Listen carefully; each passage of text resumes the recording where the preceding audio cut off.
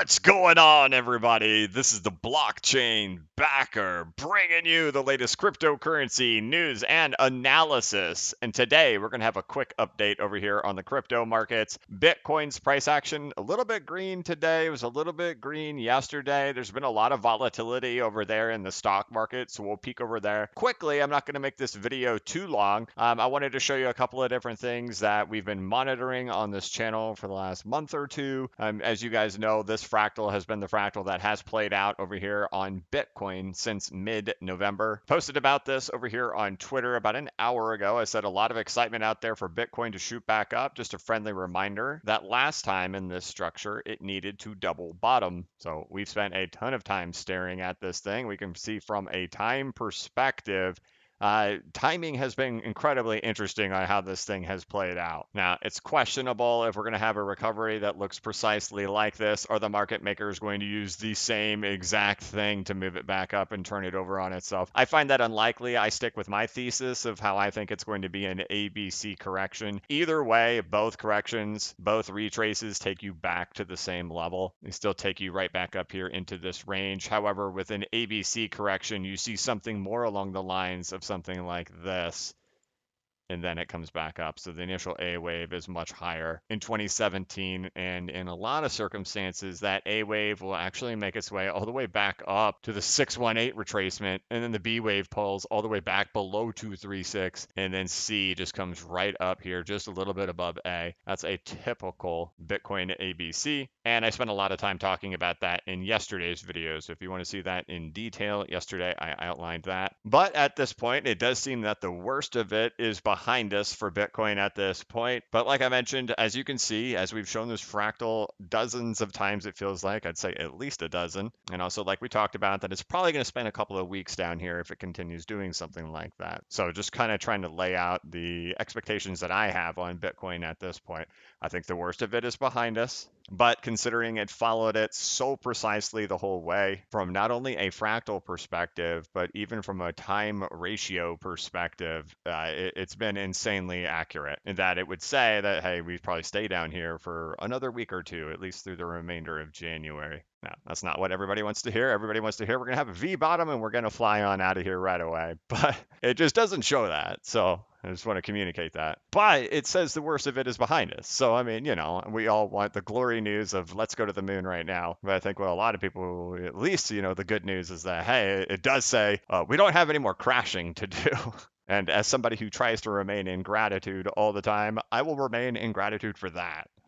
Interestingly enough, looking over at the XRP price chart, we compared this to Bitcoin and the accumulation structures of when you have a crash, retrace back to the 618, and a reaccumulation test of the lows in there, that this can lead to a breakout. That's precisely what we saw happen with Bitcoin back in 2018 through 2020, is that it had a crash, retrace back to the 618 Fibonacci retracement level, retest of the lows, and then off and away it went. And we know it went violent down there, right? That was a C19 sell-off, but a retest of the lows came, and then off and away it went. Fingers are crossed. That's what we have going on over here with XRP right now. And well, here we are back at the lows at the same time that this whole thing has played out in here from a time and fractal perspective. You can see how they look when we compare them up in here. You can see you have the initial fall. What do you have? Your double bounce sideways capitulation. And where does the capitulation start from? It starts from the 236.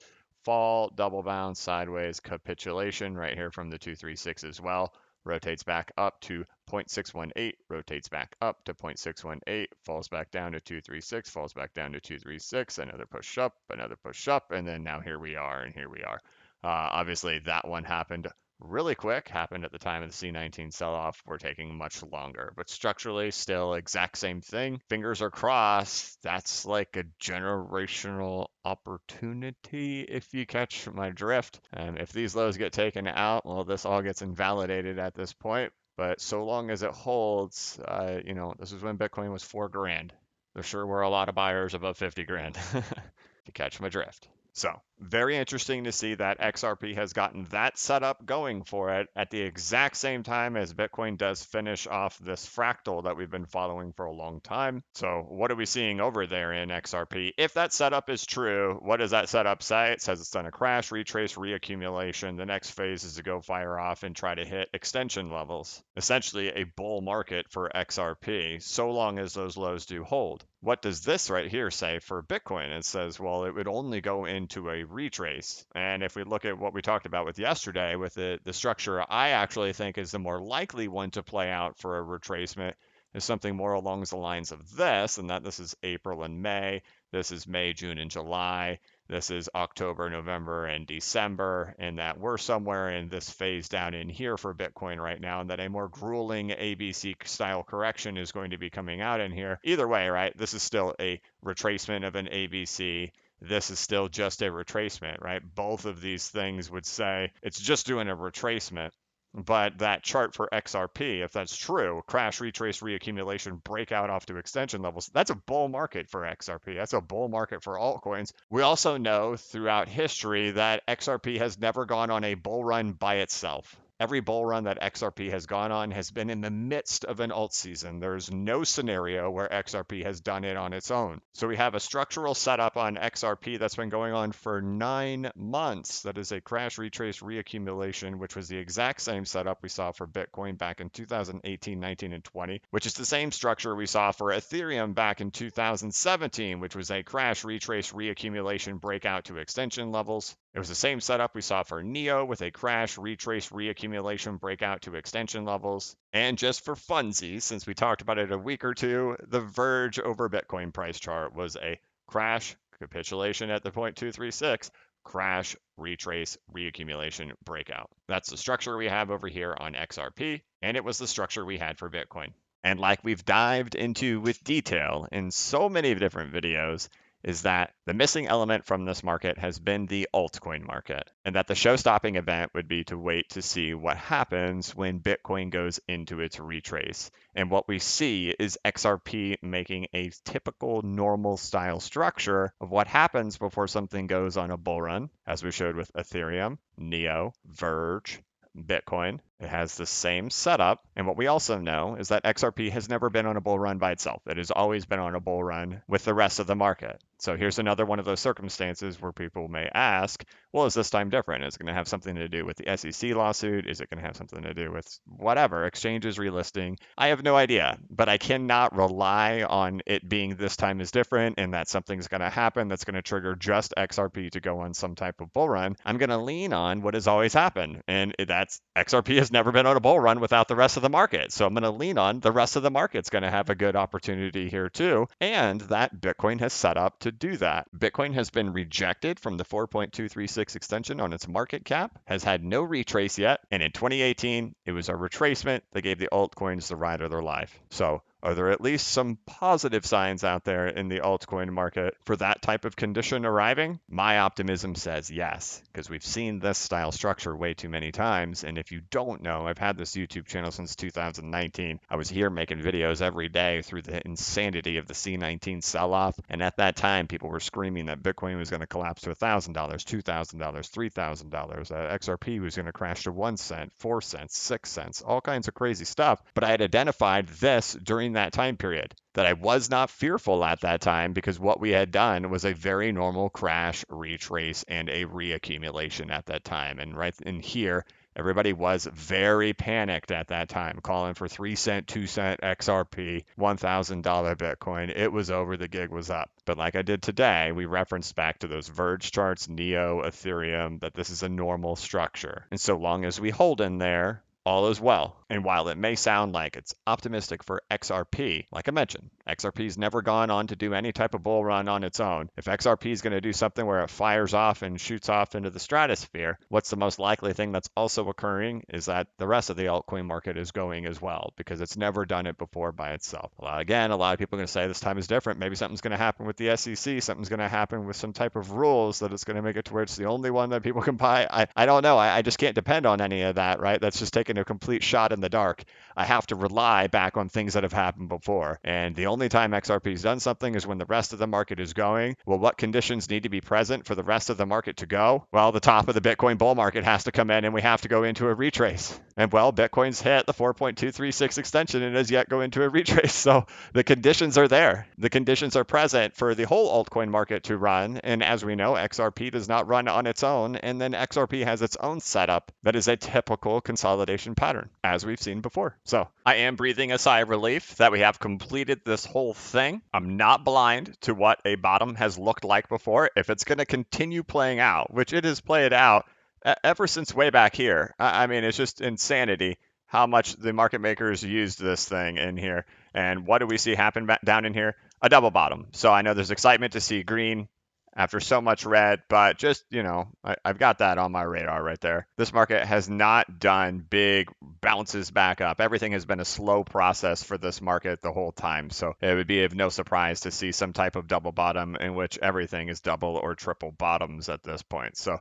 I keep that in mind in there, but I'm optimistic because it looks done to me. And the next condition in this fractal, if this one continues, is to go into the retrace. And the next condition on this one up in here is an ABC. So I'm happy to see that there is some green on the board today. But like we mentioned yesterday, we haven't seen those 20, 30, 40% pops that have happened in any of the altcoins just yet. And I think that is likely because if this thing is going to keep doing what it's been doing, there's a double bottom in the works that's coming in here. Now, we're going to touch on this really briefly, and we're going to spend more time talking about it later this week. But this is the Dow Jones Industrial Average, and you pretty much have to be living under a rock or not paying attention to markets to know that the Dow Jones and the stock market has been in a really big fall. Big is relative to whatever index you're looking at or whatever stocks you're looking at. I've always made the argument that the Dow Jones and Bitcoin and the cryptocurrency market are very closely tied to each other. And what we can see is the big run up in the Dow Jones that happened. And notice this topping point up in here. May 10th is where things really just started ranging sideways from that time point. I've talked about it extensively since the inception of my YouTube channel, how closely tied Bitcoin and the cryptocurrency market is to the broader perspective of the Dow Jones and the stock market. And I had posted this back here on December 1st, showing it again. The US stock market indexes, including the DJI, SPX, and NDX, are all nearing their 4.236 Fibonacci extensions. Here's a friendly reminder to show Bitcoin's performance with the Dow Jones. Bitcoin has never experienced a real stock crash, only flourishing in a bull market. And I had gone through and timed all the bull run periods and all the bear market periods for Bitcoin with the Dow Jones. And we could always see in here that every time that the Dow Jones was moving up to a new trading range, Bitcoin would go into a bull market. Once it would go into a ranging time period, Bitcoin would go into a bear market. Once it would step up to a new level and then range sideways in here, it's as if Bitcoin already knew the Dow Jones was going to be ranging from that time period. But the range continued, and from 2014 to 2016, as the Dow Jones ranged in here, Bitcoin was in a bear market. Then in 2017, the Dow Jones broke out and went on a big ride up to a new trading range. And then once it got to the top of its trading range, Bitcoin went into a bear market. Even when this breakout happened right in here, somehow Bitcoin knew we were not done with the trading range. And of course, we had the C19 sell-off taking us back down to the lows. But then at that point, as the Dow Jones recovered and did break out, so did Bitcoin, and it went on with it up into the new trading range. And that's where we get to here, May 10th.